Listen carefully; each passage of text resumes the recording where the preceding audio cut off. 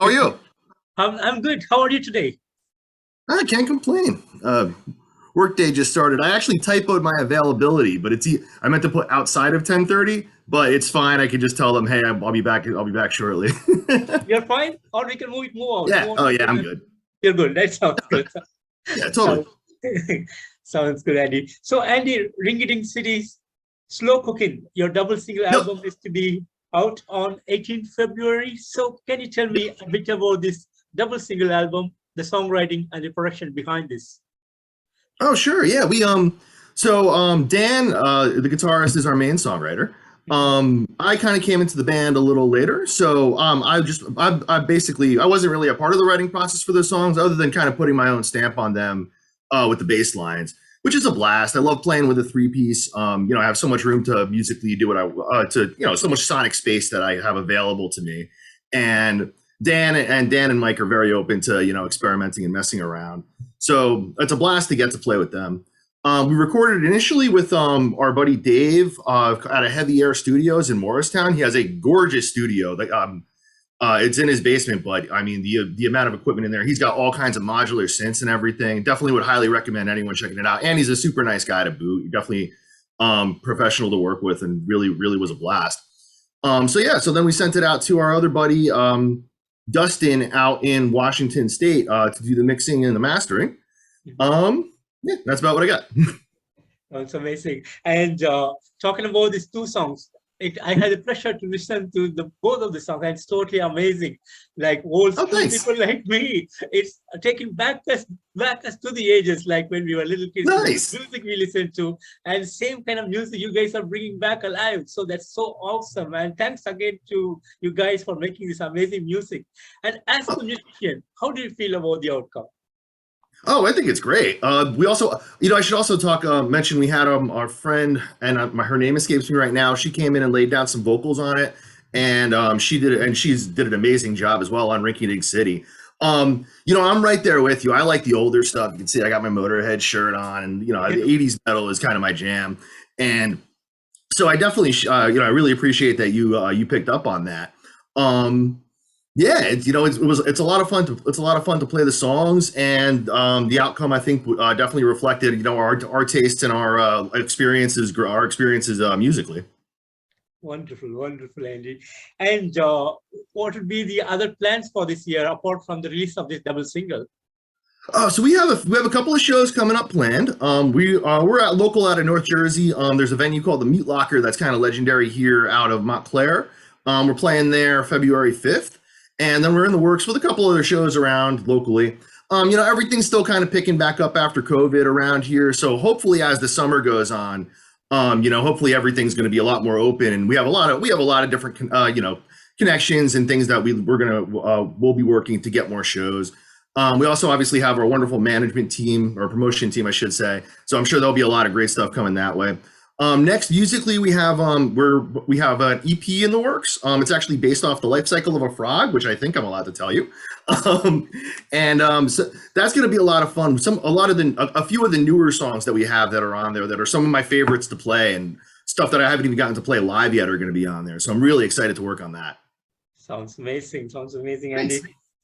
And would you like to share a bit about how Pyre Fyre actually formed and how you all got together as a band? Sure, yeah. So I went to high school with Dan, and we kept in touch here and there over the years. So Dan and Mike have been playing together for a few years. They originally had a gentleman named Ronnie on bass, who's a wonderful man. And if you look online, we have another video for a song called Trash Man. That's got Ronnie on bass. Last summer, Dan just hit me up out of the blue, kind of as COVID was almost ending last summer, and was like, "Hey, we want to jam? Let's try some stuff out." So yeah, so I said, "Yeah, sure." And we kind of hit it off, and he's like, "Actually, I wanted to move Pyre Fyre to more of a four piece. You want to come and play bass with us?" And I was like, "Yeah, sure."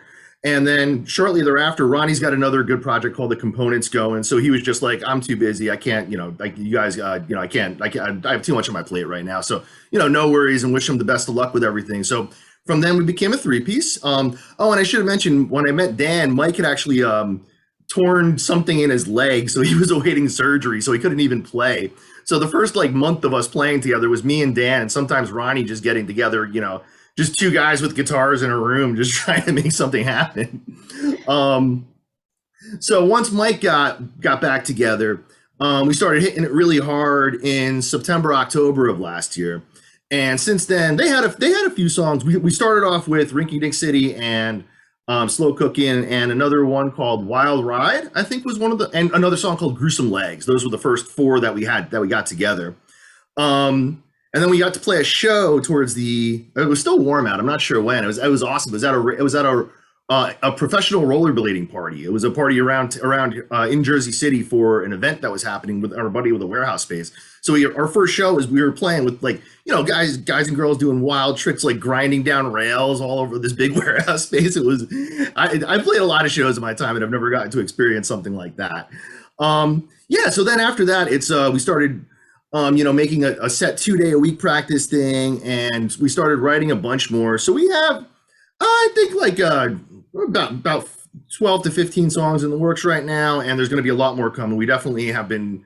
Dan comes up with a lot of great ideas and riffs, and it's always a blast to go from something like that to a full song, often pretty quickly within a few practice sessions. So I'm looking forward to a lot more of that.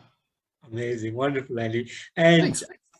In the future, how is the band sounds gonna be? So you guys gonna be sticking to the 80s era, or there'll be more changes in the future? It's interesting because a lot of the newer stuff is a lot thrashier. There's a lot of, and one thing that we haven't put out yet is we do a lot of, like, several of our songs, I should say, are like short instrumentals. On the order of a minute, 32 minutes, but like just these little intense pieces of music that I absolutely love to play. So I think we'll do more of those, but we're also there's a psychedelic aspect to our playing that. Yeah, I think it's there a little bit on Rinky Dink City, but we're definitely gonna be exploring that more. It took me a little while to get, like, my bass pedal board set up more, so now I got a chorus on there, and I like to play slap bass too, so we'll be doing some stuff like that. So I expect definitely to have a good, that core component of metal sensibility, if you will, but also definitely we'll be exploring, some of the weirder parts of us. We like to mess around, and we all like a lot of different music, so I expect to get to explore that, and I'm very excited for it. Sounds amazing, Andy. Sounds amazing. And what would be some of the big moments that has happened so far to you? Well, getting the record deal was huge. That kind of came out of the blue. Dan, I think, had talked to the gentleman for a while over a few months or whatever, and so I mean this is the first time I've gotten anything that I can tell anybody is like, oh yeah, I got a record deal, and I played in several bands over the past. Beyond that, right now, we're still pretty early off. So, a lot of the magic right now is happening in the practice room where, some stuff just comes together, and, either we write something and, like, for the first time we play, or the first time, we finally get something together, it sounds awesome. Or even just, those moments of the first time we fully lock together on a song, or like when even kind of the more humdrum stuff, like, the first time you play the set through and it feels great, and that, okay, this show that we have coming up, we're going to nail it. I'm looking forward to a lot more big moments, but that's definitely my answer right now. Wonderful, Eddie. And how is the reaction so far from US as well as around the globe? We're definitely getting a lot of notice on social media.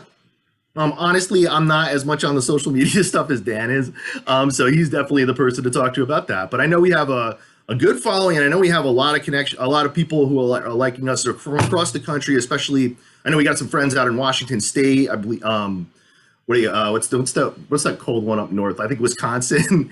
And I know we have some fans from as far as Russia, and I think in Germany too. So this is definitely an exciting period. Wonderful, wonderful. And how do you look into the future for the band? We're definitely going to be pushing pretty hard coming up. Yeah, like I said, with with COVID ending, we got to start working our connections and working on just getting out there more. And so obviously I so much appreciate you taking the time to talk to me. Sure. And yeah, definitely. And so, we would love to do a tour. We're all positioned at a position in our lives where we could do touring and stuff like that. So, that would be I think the next bucket list kind of dream thing would be, okay, what's the first tour that I get to go on? Sounds good. Sounds good. And what will be some of the future aspects or future things that you'll have on your mind when it comes to making of albums and songwriting? Oh, that's an interesting one. I have a lot of so I used to play with a progressive band out of Asbury Park, so I've done a decent amount of like off time stuff. I used to play with more like a jam band, so I've done a lot of like psychedelic stuff, and I would love to bring a lot more of those kind of influences in there, as well as, you know, I'm a huge fan of like of Cliff Burton and like John Paul Jones and that kind of melodic style bass playing. So being more involved in the writing process and having being able to also, along with kind of more progressive and these psychedelic kind of things, but also to bring some melodic aspect to bass playing that, you know, is I don't want to say, you know, that honestly again is characterizes a lot of the older music that we like. Let me put it that way. Sounds great. Sounds great, Andy. And finally, what would be the message that you want to give to the people who are new to Pyre Fyre, and what would be the message for the fans around the world? Oh, well, that's a good question. I mean, obviously, we hope you like us, and you know, we hope that we bring you guys some joy and that you have fun to us and have fun with us. You know, we're at the end of the day, we're all in this to have fun and to make people happy. And you know, if we're doing that for you, then we're doing something right, and we really appreciate it. Wonderful, Andy, wonderful. And Andy, I want to thank you so much for giving me this opportunity to interview you today. It was a real pleasure to meet you and have this interview with you. And thanks for the amazing music that you guys are giving us. It's totally a blessing to hear this kind of music again back into life. So thanks for that. Thank you. And I wish you guys all the best. And it's a real pleasure. Thank you so much, Keith. It's been an absolute pleasure talking to you, and I hope to talk to you again sometime. Yep, surely. Andy, take care of yourself. Bye-bye. Cheers. Bye-bye.